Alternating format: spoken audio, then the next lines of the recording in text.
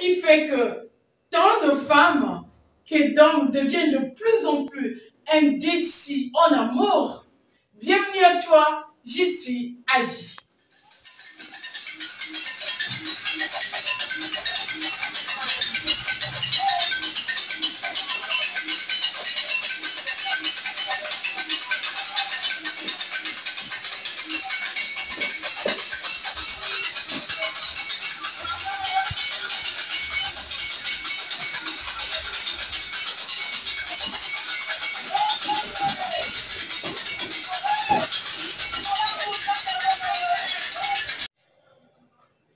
L'indécision de plus en plus courant en amour est due à 1.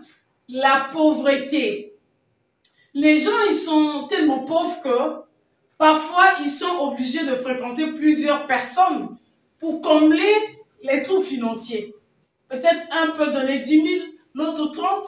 Là-bas, on pourrait ajouter 100 et puis ça peut éponger tout est moi. La pauvreté est la première cause de l'indécision en amour, tant chez les femmes que chez les hommes. Il y a l'oisiveté. Vous n'avez pas un bon but dans la vie. Vous êtes souvent oisif. Vous vous ennuyez. D'ailleurs, vous vous ennuyez même avec vous-même. En ce moment-là, quand l'autre n'est pas disponible, vous prévoyez déjà qui vous prendra en charge à cet instant-là. Et ça fait trop de conquêtes pour rien. Mais il y a aussi des complexes. Certains complexes font que, je t'aime toi, mais par honte de t'aimer devant les gens, par honte que les gens sachent avec qui je me suis mis, je vais t'aimer dans l'ombre. Maintenant, je vais aimer quelqu'un d'autre qui est plus beau, plus présentable, plus fashion. Celui-là, c'est pour que les gens me voient avec. Et ça fait trop de conquêtes pour rien. C'est-à-dire que ça crée de l'indécision. Et enfin, il y a la dépendance affective. Si vous êtes un dépendant affectif, aucun amour sur terre ne va vous combler parce que vous êtes simplement un avide amoureux.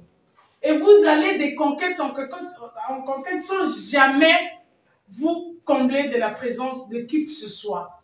Tout ce monde-là seront toujours incomplets pour toi. Vous aurez toujours des bonnes raisons de penser que non, cette personne-là ne suffit pas. Il faudrait que j'ajoute la fleur, la porte, mais aussi les sacs.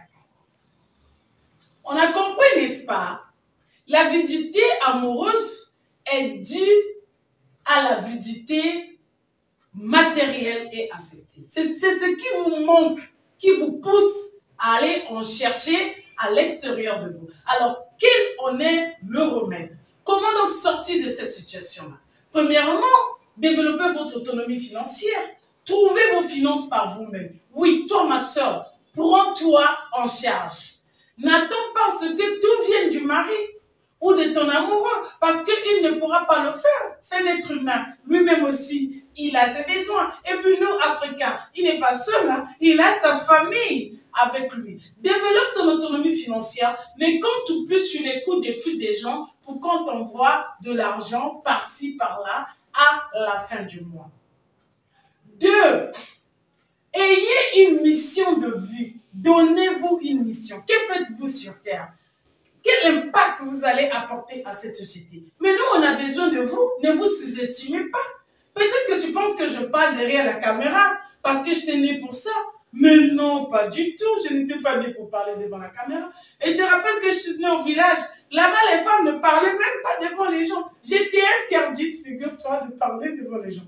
Donc, tu ne peux pas savoir combien je me suis donné à fond pour apprendre à parler devant les gens. C'est-à-dire que quand je me suis formée pour devenir ta coach que voici devant ton petit écran. Alors, apprends à te créer une mission de vie, à être concentré sur des vrais objectifs que de suivre les mecs ou les femmes par-ci, par-là. Sinon, tu n'auras qu'une vie malheureuse. Travaille sur tes complexes. Chacun de nous, en grandissant, a été complexé d'une façon ou d'une autre. C'est-à-dire que cette société, ma société à toi, à moi et moi, s'est arrangé à lui loger les complexes dans la tête.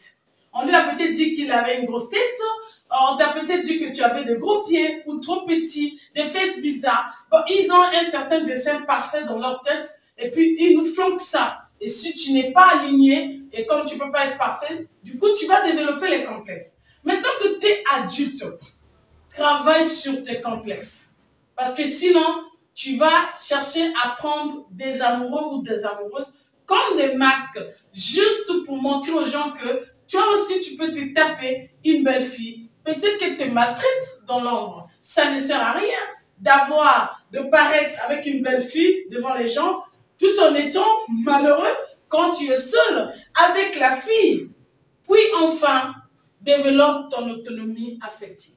C'est-à-dire que arrête de faire ça et apprends à faire ceci.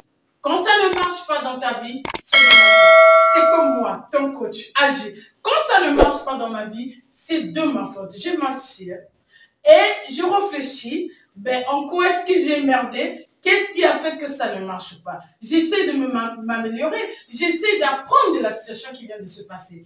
Parce qu'on ne veut pas toujours des trucs du genre pour un rien. Non, j'ai besoin de quelqu'un. J'ai besoin de quelqu'un qui me console. Tu commences à appeler même l'amour que tu avais quitté depuis 20 ans pour nous les adultes.